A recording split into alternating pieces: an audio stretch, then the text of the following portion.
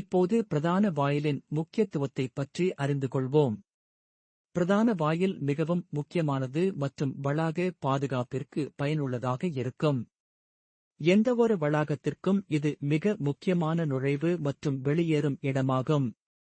அதே நேரத்தில் அது முதல் தோற்றத்தை உருவாக்குகிறது. இப்போது மெயின் கேட் கடமையில் பொறுப்பு மற்றும் வழிகாட்டுதல்களைப் பற்றி பேசலாம்.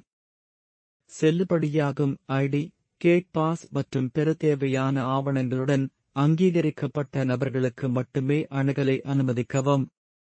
பணியாளர்கள் சரியான சீருடையில் இருப்பதையும் பாதுகாப்பு பெட்டி வைத்திருப்பதையும் உறுதி செய்யவும். வாகனம் பிரதான வாயிலுக்குச் செல்லும் போது ஓட்டுநரின் உரிமம் மற்றும் பிற ஆவணங்களை சரிபார்க்க வேண்டியது அவசியம். பதவியின் நிலையான வரிசைப்படி இதைச் செய்யுங்கள்.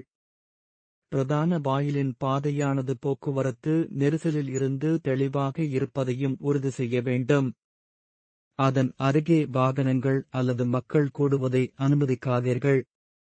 வாகனத்தின் நுழைவு அல்லது வெளியேறும் நேரத்தில் நீங்கள் அதன் கேபின், டிக்கி, தாலா மற்றும் பிற மறைக்கப்பட்ட பகுதிகளை சரிபார்க்க வேண்டும். எந்தவொரு நபர், பொருள் அல்லது வாகனம் நுழைவாயிலில் நுழையும் போது அல்லது வெளியேறும் போது கேட் பாஸ் அல்லது சலான் கேட்டு அதை சரிபார்க்கவும். ஒரு பதிவேட்டில் அல்லது கணினியில் குறிப்பதன் மூலம் அனைத்து இன் மற்றும் அவுட் நடவடிக்கைகளின் பதிவை நீங்கள் பராமரிக்க வேண்டும். பிரதான வாயிலில் நுழையும் வெளியேறும் போது அனைத்து ஊழியர்களும் சோதனைக்கு உட்படுத்தப்பட வேண்டும்.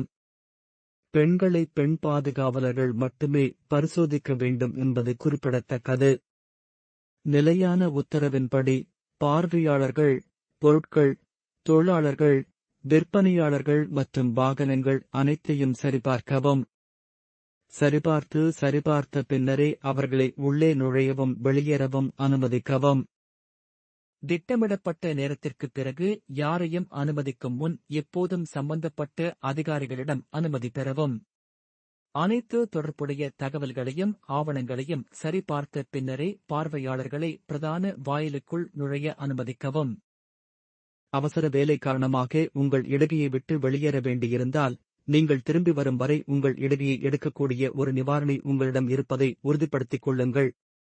பிரதான வாயிலில் ஒரு பொறுப்பான காவலராக உங்கள் தொலைபேசியை பயன்படுத்துவதையோ அல்லது செய்தித்தாளை படிப்பதையோ அல்லது அத்தியாவசியமற்ற வேலைகளையோ தவிர்க்கவும். வாழ்த்துகள்! நீங்கள் இப்போது மெயின் கேட் படிப்பை முடித்துவிட்டீர்கள்.